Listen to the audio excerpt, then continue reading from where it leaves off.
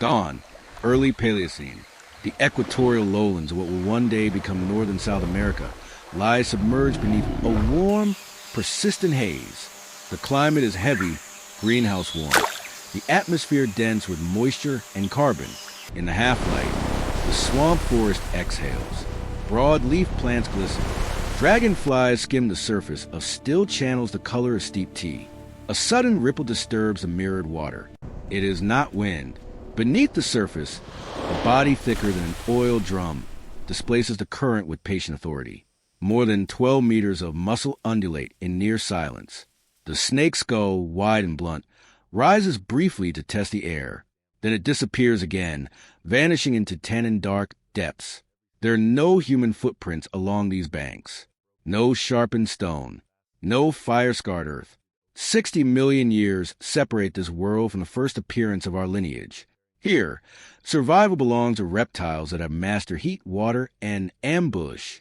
In this ancient wetland, the largest snake ever known moves without rival. Dawn, early Paleocene. The lowland rainforests of the Cerrejon Basin stretch unbroken beneath a humid, copper-tinted sky. Night's heat has not lifted. It clings to the swamp like a second atmosphere. The air tastes of iron-rich water and decaying vegetation. Cicadas pulse in steady rhythm. Somewhere in the flooded understory, a primitive crocodilian slides from a muddy bank with a muted splash. The river appears still, but it is not empty. A slow bulge forms beneath the black surface. It travels against a faint current, deliberate, controlled. Then a broad, dark head emerges. Nostrils flare. Eyes remain level, almost expressionless. The body that follows is immense, longer than a modern city bus, thick as a man's torso. Each movement is economical, each coil powered by layered muscle shaped by millions of years of selection in a world far warmer than today. This is Titanoboa cerrejonensis, the largest snake yet known from the fossil record. No humans share this forest. Our lineage will not appear for another 60 million years. Yet the idea of confrontation, of two apex forces meeting, is irresistible. One represents deep evolutionary time, cold-blooded efficiency perfected in heat. The other, still unborn, will eventually reshape ecosystems across continents. But here, in this greenhouse Earth, the balance belongs entirely to the serpent. 60 million years ago, in the aftermath of the mass extinction that ended the age of non-avian dinosaurs, Earth entered one of the warmest intervals in its history. Atmospheric carbon dioxide levels were several times higher than pre-industrial modern values. Polar ice was absent. Tropical regions expanded toward higher latitudes. In this greenhouse world, equatorial ecosystems became vast engines of biological experimentation. Within the coal deposits of the Cerrejon Formation in present-day northern Colombia, paleontologists uncovered vertebrae of extraordinary size in 2009. The fossils belong to an extinct snake later named Titanoboa cerrejonensis.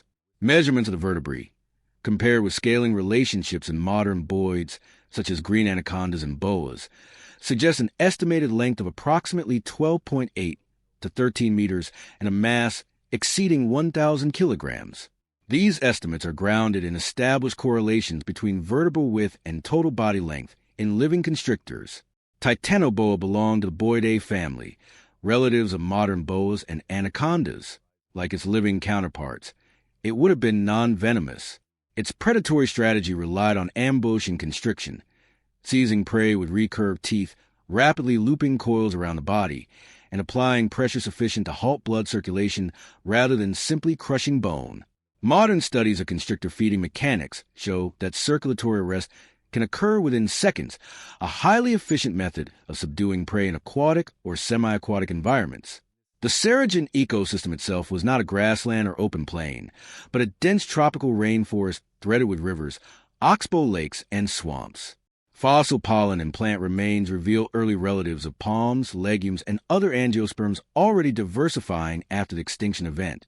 Giant turtles exceeding 2 meters in shell length shared these waterways. Crocodiliforms, some heavily armored and specialized for aquatic ambush, occupied similar niches. Fish species were abundant, forming the base of a complex freshwater food web. body size in ectothermic reptiles is constrained by environmental temperature. Unlike mammals, snakes rely on ambient heat to regulate metabolism. The extreme size of Titanoboa therefore provides indirect evidence of sustained high tropical temperatures, likely averaging 30 to 34 degrees Celsius annually. Warmer air allows larger ectotherms to maintain sufficient metabolic throughput. In cooler climates, a snake of such mass would struggle to thermoregulate effectively. In this Paleocene wetland, Titanoboa functioned as an apex predator. There is no evidence of larger terrestrial carnivores in the same formation. Mammalian predators were present but comparatively small, still in early stages of post-dinosaur radiation. Birds, including large flightless forms, existed, but none approached the sheer mass or aquatic dominance of the giant snake. In rivers and flooded forests, Titanoboa likely faced little predatory pressure once mature. Yet, ecological dominance does not imply constant aggression. Large constrictors conserve energy. Modern anacondas may feed only several times per year, selecting prey that maximizes caloric return while minimizing injury risk. Titanoboa, proportionally scaled, would have followed similar principles. Large fish, crocodilians, and possibly giant turtles, if size permitted, would have been potential prey. Bite marks on fossilized crocodilian remains from comparable deposits hint at predator-prey interactions among giant reptiles, though direct evidence linking Titanoboa to specific kills remains limited. The structure of its skull, reconstructed from partial remains, indicates a wide gape suitable for swallowing bulky prey whole. Ligamentous jaw connections, as in modern snakes, would have allowed extreme expansion.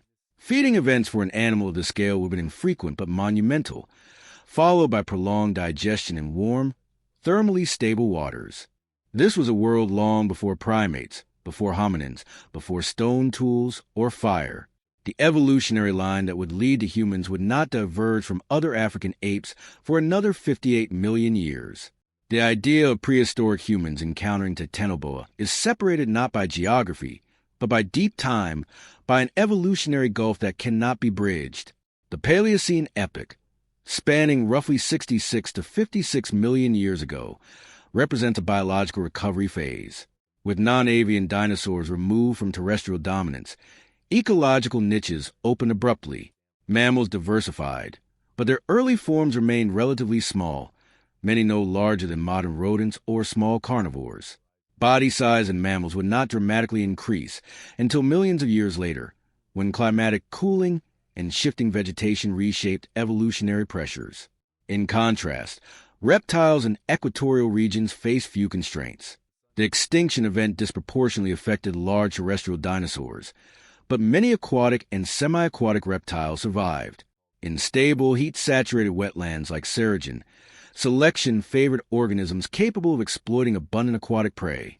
The absence of large, warm-blooded competitors allowed ectothermic predators to expand in size without intense metabolic competition. Titanoboa's vertebral structure suggests immense axial musculature. In modern boas and anacondas, constriction force is generated not by crushing, but by applying sustained, evenly distributed pressure around the thorax of prey. Experimental measurements in living boas demonstrate pressures exceeding the blood pressure of mammals, effectively stopping circulation and inducing rapid unconsciousness.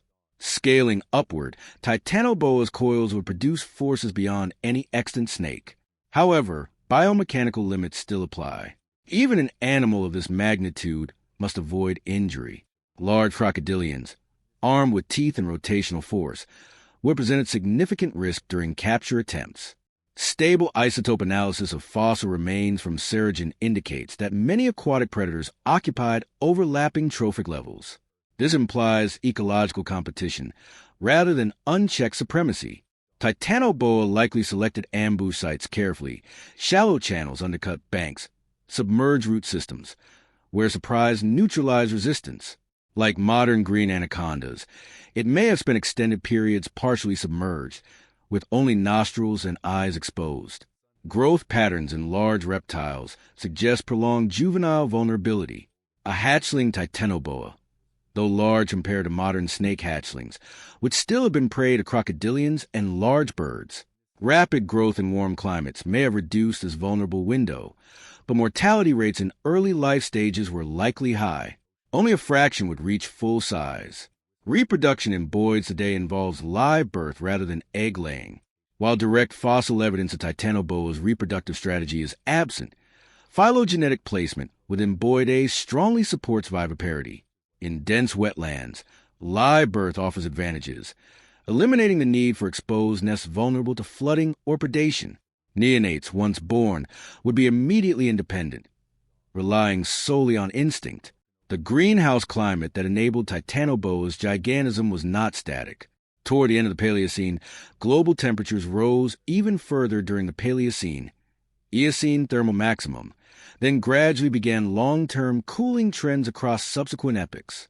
As climates shifted and mammalian predators diversified, ecological balances changed. Gigantic ectothermic reptiles became increasingly constrained by environmental variability. This temporal context underscores a central reality. Titanoboa was not a mythic aberration, but product of precise environmental conditions. High ambient temperatures, abundant aquatic prey, minimal large mammalian competition, and vast wetland systems. Remove any of these variables, and such scale becomes unsustainable. Humans, by contrast, evolved under radically different climatic and ecological pressures.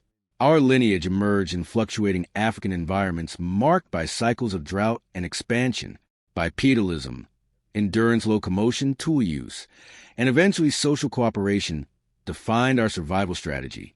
But these traits developed tens of millions of years after Titanoboa vanished from a fossil record.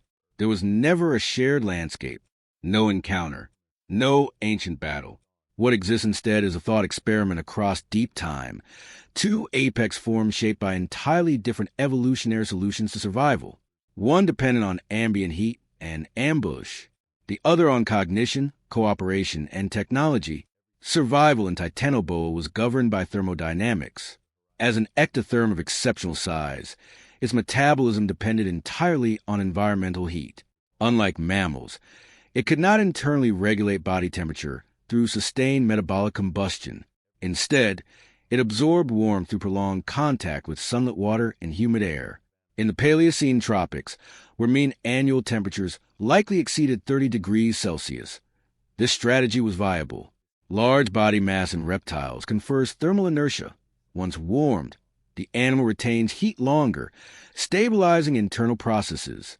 But this advantage is conditional. Extended cloud cover, prolonged rainfall, or shaded forest density could reduce available solar input. Thus, Titanoboa's survival biology was inseparable from climate stability. Its immense scale was both an adaptation and a dependency. Its hunting strategy reflects classic ambush predation refined to extreme proportions. Modern anacondas demonstrate the effectiveness of remaining motionless along submerged edges, striking only when prey enters a narrow proximity threshold. Titanoboa's skull morphology suggests a similarly wide gape and strong jaw musculature, suited to seizing large vertebrates. Constriction, contrary to earlier assumptions of bone-crushing force, operates primarily through circulatory arrest. Studies on living boas show that rapid pressure around the thoracic cavity halts blood flow to the brain within seconds. For an animal of Titanoboa's size, the coils would have enveloped much of a crocodilian's torso in a single loop. Yet even with superior mass, predation would have required precision. A misplaced strike against armored prey could result in injury. Efficiency favored patience over aggression. Instinct in large reptiles is often underestimated. While lacking the complex social cognition of mammals, constrictor snakes exhibit finely tuned sensory integration. Heat-sensitive pits, though more developed in some snake lineages than others, allow detection of thermal contrasts. Vibration sensitivity along the jaw transmits information through substrate and water. Chemical cues sampled through tongue flicking provide directional scent tracking. In opaque wetlands, vision becomes secondary. Titanoboa's world would have been mapped through temperature gradients, water displacement, and chemical traces rather than sight alone. Intelligence here is not abstract reasoning, but optimized sensory processing shaped by millions of predatory interactions. The moral neutrality of this existence is stark. There is no malice in constriction, no intent beyond caloric necessity. Prey are not enemies, they are resources. Death, when it occurs, is rapid and functionally precise. The ecosystem does not frame events as violent or tragic. It recalibrates. Energy transfers from one organism to another. Scavengers feed on remnants. Nutrients return to sediment and root systems. In this cycle, Titanoboa is neither villain nor monster. It is a mechanism of balance operating at the apex of a Paleocene food web. Reproduction in a reptile of such magnitude presents distinct biological constraints. If Titanoboa followed the reproductive pattern of modern boas, females would have given birth to live young after internal gestation. In extant large boids, females often fast during pregnancy, relying on stored fat reserves to sustain embryonic development. For an animal exceeding a metric ton in mass, this would represent a significant energetic investment. Reproductive intervals may have been infrequent, potentially spanning multiple years. Neonates, though proportionally large, would have entered an environment dense with predators. Crocodiliforms and large birds could easily prey upon juvenile snakes. Survival, therefore, would depend on rapid growth in consistently warm conditions. Those that reach several meters in length would quickly outgrow most threats, shifting from vulnerability to dominance within a few years. Competition with other apex reptiles likely shaped Titanoboa's spatial behavior. Fossil evidence from Cerrejon indicates the coexistence of multiple large crocodilian species, some specialized for ambush in similar aquatic corridors. Overlapping trophic levels suggest niche partitioning rather than constant conflict. Titanoboa may have favored deeper channels or seasonally flooded forests, while crocodilians dominated open banks and shallows. Direct confrontation between two fully grown giants would carry high risk for both. In modern ecosystems, large predators often avoid unnecessary clashes through habitat separation and temporal activity differences. The same ecological logic likely applied here. Dominance is rarely expressed through constant battle. It is maintained through strategic avoidance. Environmental fluctuation remains the silent angle shaping every aspect of this narrative. Titanoboa's existence was made possible by sustained global warmth. Paleoclimate modeling indicates that even minor reductions in average tropical temperature could significantly limit maximum viable body size in ectotherms. As Earth's climate gradually shifted following the Paleocene, Eocene thermal maximum, cooling trends and ecological restructure would have altered prey availability and thermal conditions. Gigantism, once advantageous, may have become metabolically impractical. Extinction, in such cases, is not sudden catastrophe, but gradual incompatibility with changing parameters. When viewed against the distant emergence of humans, the contrast is evolutionary rather than confrontational. Humans evolved increased brain volume, cooperative hunting strategies, and a capacity for environmental modification. Titanoboa relied on physiological scaling and climatic abundance. Both are apex solutions, but they belong to separate chapters of Earth's history. There was no battlefield, only succession. Midday, the heat has intensified, pressing down through layers of canopy and reflecting from the dark surface of the river. Humidity approaches saturation. The air is nearly motionless. In these conditions, metabolic efficiency peaks for large ectotherms. Muscles respond with fluid strength. Digestion accelerates. Reaction time sharpens. Beneath a partially submerged tangle of fallen trunks, Titanoboa lies anchored in stillness. Only the faint outline of its dorsum interrupts the water's mirror. For hours it has remained here, conserving energy, sampling faint chemical traces carried by slow current. The wetland is narrowing at this bend, forcing animals that move between feeding grounds to pass within confined space. A tremor registers along the lower jaw, low-frequency vibration transmitted through water, not wind, not falling debris. The pattern is irregular but heavy. From upstream, a large diarrhosaurid crocodilian enters the channel. Nearly 5 meters long, armored in osteoderms, it moves with lateral sweeps of muscular tail. Its snout schemes the surface, nostrils raised. It is an apex predator in its own right, specialized for fish and opportunistic terrestrial prey. But here, in deeper water, maneuverability decreases. The crocodilian drifts closer to constricted band. Titanoboa does not strike immediately. Constrictors rely on proximity, measured in fractions of a second. The head shifts subtly, aligning with the trajectory. Muscles coil in preparation, not explosive, but precise. When the strike comes, it is a forward surge of mass rather than speed alone.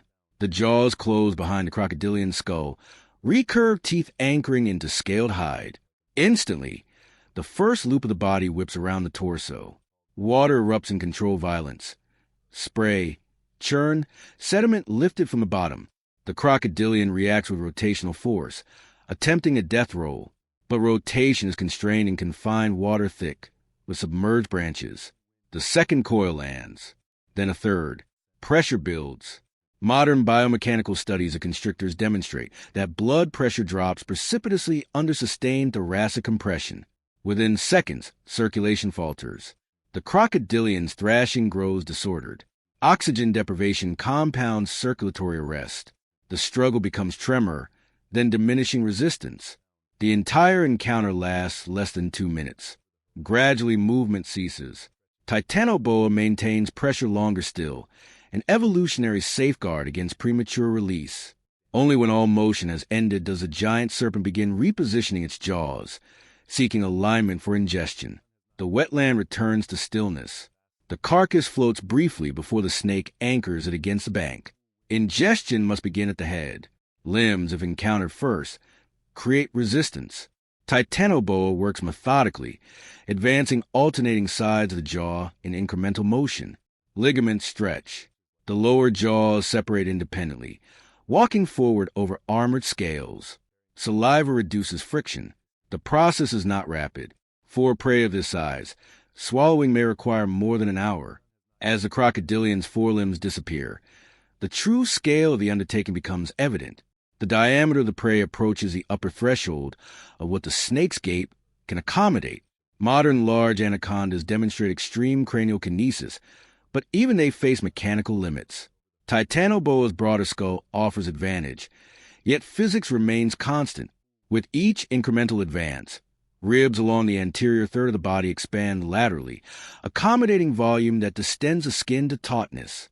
During this vulnerable interval, the predator is exposed. The scent of blood disperses downstream. Scavenging fish gather first, darting at suspended particles.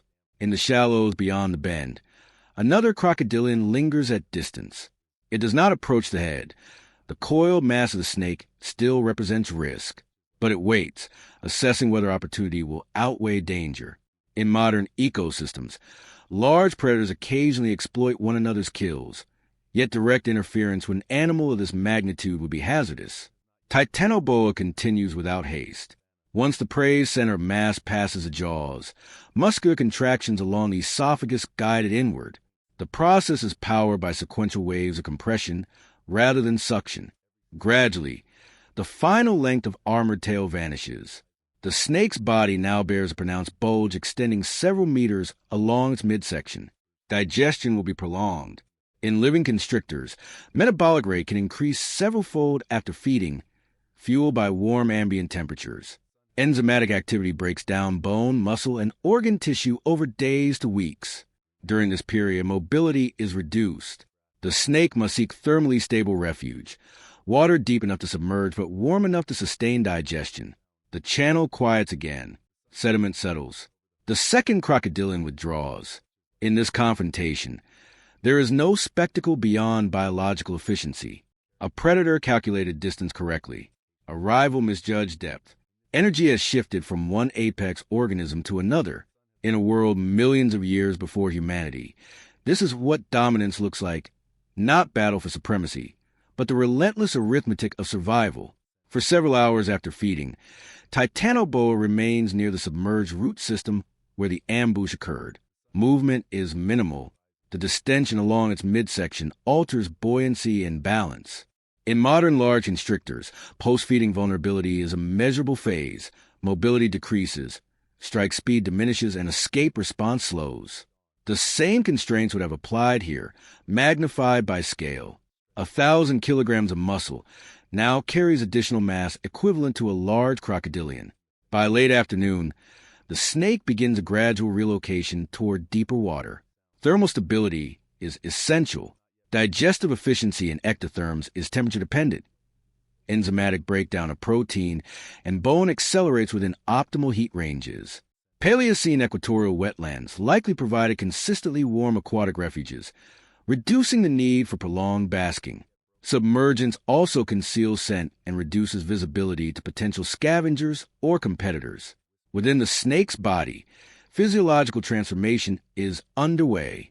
Studies on modern boas and pythons show dramatic metabolic upregulation following ingestion.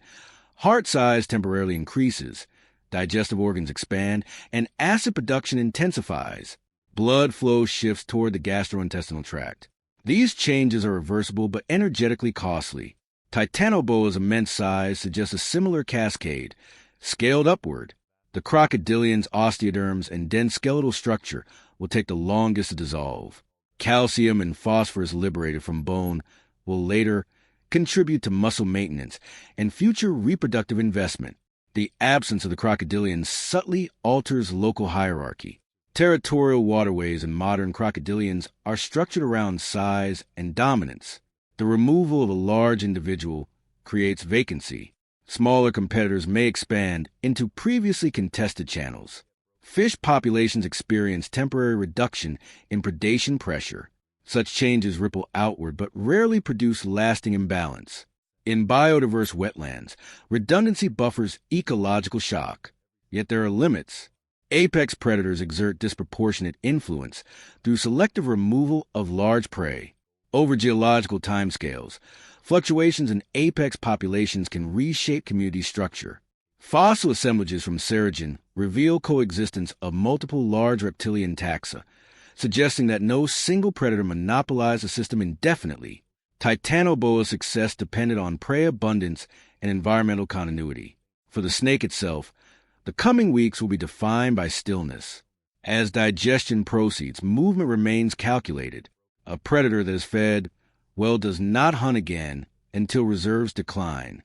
Energy conservation, not constant aggression, sustains longevity. In this ancient wetland, survival is measured not in dramatic triumph, but in successful intervals between hunger and vulnerability.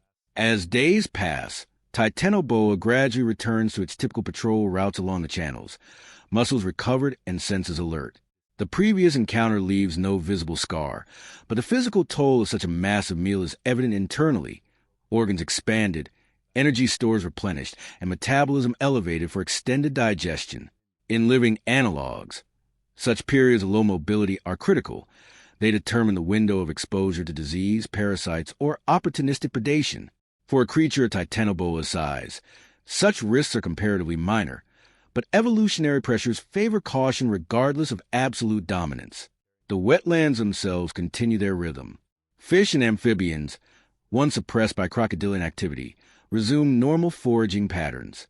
Vegetation along the banks experiences localized changes. Minor soil disturbance from thrashing, fallen branches repositioned by water currents. In paleoecological terms, these microevents accumulate over millennia to subtly shape habitat structure. Titanoboa's presence is simultaneously disruptive and stabilizing, a regulatory force on prey populations, yet constrained by environmental limitations. Juvenile snakes, if present, occupy separate microhabitats. Predation risk drives them toward shallow margins or vegetated backwaters.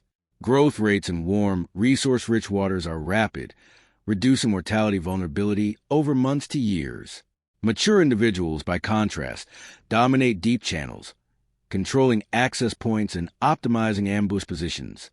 Fossil evidence, while incomplete, suggests a population structure where size correlates strongly with survival probability and reproductive opportunity.